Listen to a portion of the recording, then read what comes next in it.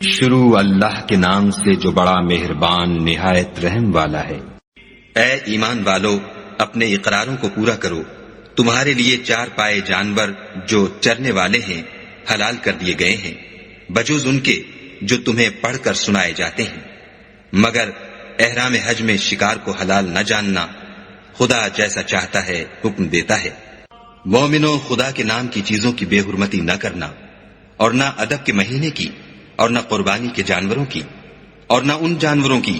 جو خدا کی نذر کر دیے گئے ہوں اور جن کے گلوں میں پٹے بندھے ہوں، اور نہ ان لوگوں کی جو عزت کے گھر یعنی بیت اللہ کو جا رہے ہوں اور اپنے پروردگار کے فضل اور اس کی خوشنودی کے طلبگار ہوں۔ اور جب احرام اتار دو تو پھر اختیار ہے کہ شکار کرو، اور لوگوں کی دشمنی اس وجہ سے کہ انہوں نے تم کو عزت والی مسجد سے روکا تھا تمہیں اس بات پر آمادہ نہ کرے کہ تم ان پر زیادتی کرنے لگو۔ اور دیکھو، نیکی اور پرہیزگاری کے کاموں میں ایک دوسرے کی مدد کیا کرو، اور گناہ اور ظلم کی باتوں میں مدد نہ کیا کرو، اور خدا سے ڈرتے رہو۔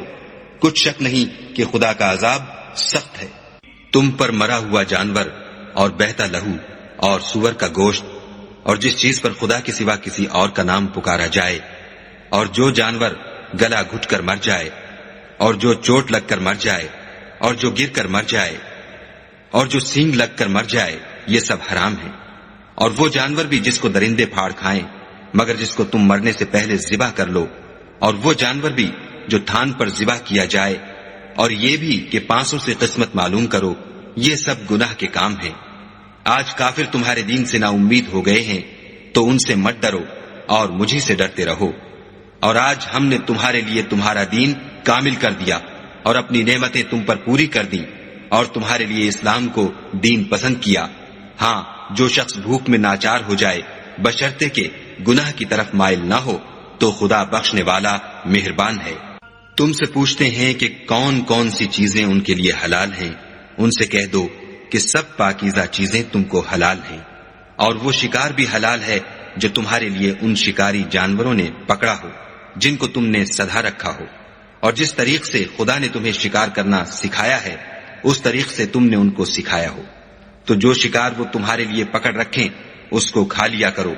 اور شکاری جانوروں کے چھوڑتے وقت خدا کا نام لے لیا کرو، اور خدا سے ڈرتے رہو، بے شک خدا جلد حساب لینے والا ہے۔ آج تمہارے لیے سب پاکیزہ چیزیں حلال کر دی گئیں، اور اہل کتاب کا کھانا بھی تم کو حلال ہے، اور تمہارا کھانا ان کو حلال ہے، اور پاک دامن مومن عورتیں اور پاک دامن اہل کتاب عورتیں بھی حلال ہیں جبکہ ان کا مہر دے دو، اور ان سے عفت قائم رکھنی مقصود ہو، نہ کھلی بدکاری کرنی اور نہ چھپی دوستی کرنی۔ اور جو شخص ایمان کا منکر ہوا اس کے عمل ضائع ہو گئے، اور وہ آخرت میں نقصان پانے والوں میں ہوگا۔ مومنو، جب تم نماز پڑھنے کا قصد کیا کرو تو منہ اور کونیوں تک ہاتھ دھو لیا کرو، اور سر کا مسح کر لیا کرو، اور ٹخنوں تک پاؤں دھو لیا کرو، اور اگر نہانے کی حاجت ہو تو نہا کر پاک ہو جایا کرو، اور اگر بیمار ہو یا سفر میں ہو، یا کوئی تم میں سے بیت الخلا سے ہو کر آیا ہو، یا تم عورتوں سے ہم بستر ہوئے ہو اور تمہیں پانی نہ مل سکے، تو پاک مٹی لو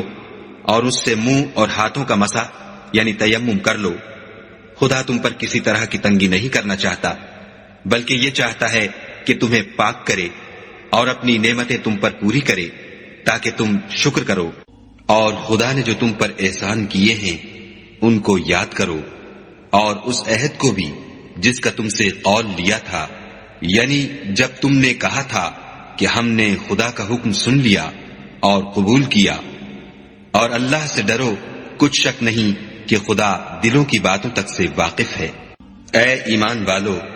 خدا کے لیے انصاف کی گواہی دینے کے لیے کھڑے ہو جایا کرو، اور لوگوں کی دشمنی تم کو اس بات پر آمادہ نہ کرے کہ انصاف چھوڑ دو۔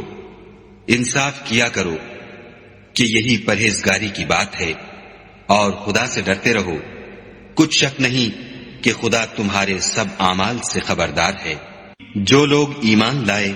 اور نیک کام کرتے رہے ان سے خدا نے وعدہ فرمایا ہے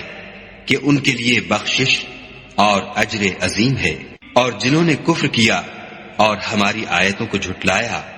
وہ جہنمی ہیں۔ اے ایمان والو، خدا نے جو تم پر احسان کیا ہے اس کو یاد کرو